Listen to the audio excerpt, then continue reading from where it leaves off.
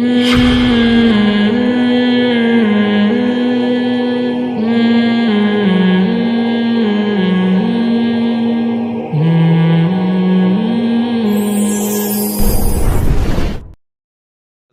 نحل. سورہ نحل میں اللہ تعالیٰ نے اپنی نعمتوں کو بہت بیان کیا ہے. نحل عربی میں کہتے ہیں شہد کی مکھی کو. پوری سورت کا نام ہی اللہ نے کیا رکھ دیا؟ شہد کی مکھی. کوئی خاندانی بات ہوگی شہد کی مکھی میں؟ جو کریٹر ہے، خدا ہے، اس نے سورت کا نام کیا رکھ دیا؟ بولو، شہد کی مکھی. کوئی بات ہوگی نا. میری اور آپ کی نظر میں تو کوئی ویلیو نہیں ہے شہد کی مکھی کی. سائنسدان کہتے ہیں ایک مکھی ہے، چھوٹا سا سر ہوتا ہے، وہ شہد بناتی ہے. اللہ کہتے ہیں کہ تم اس شہد کو تو دیکھتے ہو جو مکھی بناتی ہے، مکھی کو بھی دیکھتے ہو. تم نے پوری سائنسدانوں نے تحقیقات کر کے شہد کی مکھی پہ کتابیں لکھ دی ہیں. ایک ملکہ مکھی ہوتی ہے، تو مزدور مکھی ہوتی ہے، پھر شہد کی مکھی یہ بناتی ہے، پھر شہد میں یہ ہوتا ہے. اللہ کہتے ہیں جس مقصد کے لیے میں نے مکھی کو بنایا تھا اس مقصد سے تم کیا ہو؟ غافل. شہد کی مکھی پہ کتابیں ہیں یا نہیں ہیں؟ پوری کتابیں ہیں. اتنی کائنات ہے شہد کی مکھی. لیکن اللہ کہتے ہیں اس مکھی کو دیکھ کر اور اس کے عمل کو دیکھ کر تمہیں بنانے والے کی طرف متوجہ ہونا چاہیے تھا. تمہیں ڈارون کے نظریے کو مسترد کرنا چاہیے تھا کہ یہ مکھی خود بخود نہیں بن سکتی. وَأَوْحَىٰ رَبُّكَ إِلَى النَّحْلِ، تیرے رب نے مکھی کو سکھا دیا ہے. یہ مکھی کسی سیل کے نتیجے میں ترقی کرتے کرتے کروڑوں اربوں سال میں یہ خود سے اس شیپ میں نہیں آ گئی ہے، اور اس کے اندر جو سافٹ ویئر اس کی کھوپڑی میں انسٹال ہو گئے جس کی وجہ سے یہ دور دراز سفر کر کے اتنا بہترین شہد بناتی ہے، یہ سافٹ ویئر آٹومیٹیکلی اربوں سال کے نتیجے میں انسٹال نہیں ہوئے ہیں. یہ خود بخود ہو نہیں سکتا. اوہا ربو کا، یہ تیرے رب نے اس کی چھوٹی سی کھوپڑی کو یہ سکھایا ہے. نہیں یہ بات میرا خیال ہے سمجھ میں. آج ہم اللہ کی نعمتوں سے فائدہ تو اٹھاتے ہیں، سائنسدان بھی اٹھاتے ہیں، ڈاکٹر بھی اٹھاتے ہیں، لیکن خدا جب یہ کہتا ہے کہ ان نعمتوں میں خدا کو تلاش کرو، اس کام کے لیے ہمارے پاس ٹائم نہیں ہے. آپ کسی ڈاکٹر سے پوچھ لیں دودھ پہ ریسرچ کر کے بتاؤ، ایسی بہترین ریسرچ آپ کے سامنے پیش کر دے گا، آپ کہیں گے واہ بھائی واہ. پھر وہ کہے گا مولویوں کو پتا ہے اس ریسرچ کا؟ نہیں جی ہمیں تو نہیں پتا.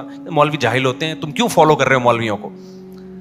یہی ہوتا ہے کہ نہیں ہوتا؟ یونیورسٹی میں آپ کے پروفیسر صاحب آپ کو بتائیں گے جی ایکچولی شہد میں یہ ہوتا ہے، پھر یہ ہوتا ہے. پھر ڈارون نے یہ بکواس کی تھی کہ وہ بندر سے ہوتے ہوتے پھر شہد کی مکھی. پتہ نہیں شہد کی مکھی بندر سے بنی ہے، کس سے بنی ہے؟ انسان تو بندر سے کہہ رہے ہیں بنا ہے، وہ کہہ رہے ہیں، میں نہیں کہہ رہا بھائی ٹھیک ہے نا. لیکن یہ کہ وہ مکھی کس سے بنی ہے تو ہو سکتا ہے وہ کہہ رہے ہیں ایک پودا ہوگا، پھر یوں ہوگا، پھر یوں ہوگا. کیونکہ جب خدا سے نفرت ہے، خدا کا انکار کرنے کی قسم اٹھائی ہوئی ہے، تو کوئی نہ کوئی لاجک اوٹ پٹانگ پیش کرنی. یہ کہتے ہوئے موت آتی ہے کہ خدا نے بنائی ہے. موت کیوں آتی ہے؟ خدا کو مان لیا نا تو پھر پیغمبروں کو ماننا پڑے گا، پیغمبروں کی کتابوں کو ماننا پڑے گا، پھر زنا کو حرام کہنا پڑے گا، پھر شرک کو حرام کہنا پڑے گا، پھر جنت کو ماننا پڑے گا، پھر جہنم کو ماننا پڑے گا، پھر نماز کو ماننا پڑے گا، پھر روزے کو ماننا پڑے گا، پھر پردے کو ماننا پڑے گا، پھر ماں باپ کو اولڈ ہاؤس میں جمع کرانے کا آپشن ختم ہو جائے گا، پھر وراثت کے حکام ہیں، پھر شراب حرام ہو جائے گی، پھر داڑھی رکھنا پڑے گی، پھر عورت کو پردہ کرنا پڑے گا، پھر مذہب کی اتنی پابندیاں کی، اسٹیپ بائی اسٹیپ سب چیزیں لاگو ہوتی چلی جائیں گی. تو انسان نے کیا بدماشی کی یار؟ تمام پابندیوں سے اپنے آپ کو آزاد کرو. اس کا بہترین حل یہ ہے کہ خدا کے وجود کا انکار کر دو کہ خدا ہے ہی نہیں. ارے کیسے انکار کریں؟ پھر یہ کائنات بنی کیسے؟ تو بول دو کہ یار ایسے بنی ہے، یہ ایسے بنی ہے. کہ وسیم بھائی کیسے بنے؟ یار خود سے کیسے بن گئے وسیم بھائی؟ آئی وہ کہیں خود سے نہیں بنے، وہ ایک سیل تھا، پہلے بندر بنا، پھر ان کی دم مارکیٹ سے شارٹ ہوئی، دم ہوتے ہوتے پھر یہ خوبصورت سا انسان وسیم نام کا وجود میں آ گیا. خدا کی قسم کھربوں سال میں نہیں بن سکتا. لوہے کو آپ زمین پہ ڈال دینا، کھربوں سال میں ایک تلوار خود بخود بن کے دکھائے، وہ نہیں بنے گا. وہ ایک مکھی نہیں بن سکتی. اللہ فرماتے ہیں یا ایھا الناس ضرب مثل فاستمعوا له. میں جب یہ آیت پڑھتا ہوں نا مجھے اپنے شیخ حضرت مفتی رشید احمد صاحب یاد آتے ہیں. حضرت جب ایک دفعہ یہ آیت پڑھتے پڑھتے نا ایسے آواز بلند ہوئی، کہتے ہیں ایسا مزہ آتا ہے یہ آیت پڑھنے میں. یا ایھا الناس ضرب مثل، اے لوگو. ڈارون بھی ہے، نیوٹن بھی ہے، آئنسٹائن بھی ہے، دودھ والا بھی ہے، پکوان والا بھی ہے، ڈاکٹر بھی ہیں، انجینئر بھی ہیں، رکشے والے بھی ہیں، سب کو اللہ خطاب کر رہے ہیں. ضُرِبَ مَثَلٌ فَاسْتَمِعُوا لَهُ. اللہ کہتے ہیں ایک مثال بیان کر رہا ہوں, ذرا اس کو غور سے سنو. إِنَّ الَّذِينَ تَدْعُونَ مِن دُونِ اللَّهِ لَن يَخْلُقُوا ذُبَابًا. اللہ کے سوا کوئی ایسا نہیں ہے جو ایک مکھی بھی پیدا کر کے دکھا دے. اتنی پیچیدہ مشین اس گندی مکھی میں ہے جو گندگی پہ بیٹھتی ہے. اس مکھی کی اللہ بات کر رہا ہے. ذباب اس مکھی کو کہتے ہیں جو گندگی پہ بیٹھتی ہے. اتنی گندگی پہ بیٹھنے والی مکھی کے اندر بھی ایسی مشینیں فٹ ہوئی ہوئی ہیں کہ ایسی مشینیں آج تک انسان نہیں بنا سکا ہے. جو کام لاکھوں کروڑوں اربوں سال میں انسان نہ کر سکا, وہ کام آٹومیٹیکلی خود سے کیسے وجود میں آ گیا. لن يخلقوا ذبابا ولو اجتمعوا له. ساری کائنات اکٹھی ہو کے ایک جاندار مکھی بنانے کی کوشش کرے, اللہ فرماتے ہیں یہ ممکن نہیں ہے. تو یہ خدا کا کام ہے بھائی, ایک گندی مکھی. اور شہد کی مکھی تو اس سے بھی زیادہ کیا ہے, ایک عجیب مخلوق ہے. تو اللہ فرماتے ہیں اوحا ربک, اللہ فرماتے ہیں سائنسدانوں کی باتوں میں مت آؤ, ڈارون کی باتوں میں مت آؤ, ہم تمہیں بتاتے ہیں یہ جو شہد کی مکھی ہے تیرے رب نے اس کو سکھا دیا ہے.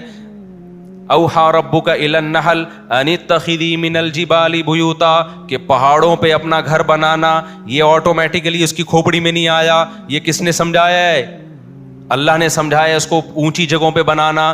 ومن الشجر, درختوں پہ اپنا گھر بنانا. پہاڑوں میں بڑی بلندیوں پہ آپ نے دیکھا ہوگا, یوٹیوب پہ دیکھیں کتنی اونچی اونچی بلندیوں پہ شہد کی مکھی نے اتنے بڑے بڑے چھتے بنائے ہوئے ہوتے ہیں. وَمِنَ الشَّجَرِ, درختوں پہ بنانا.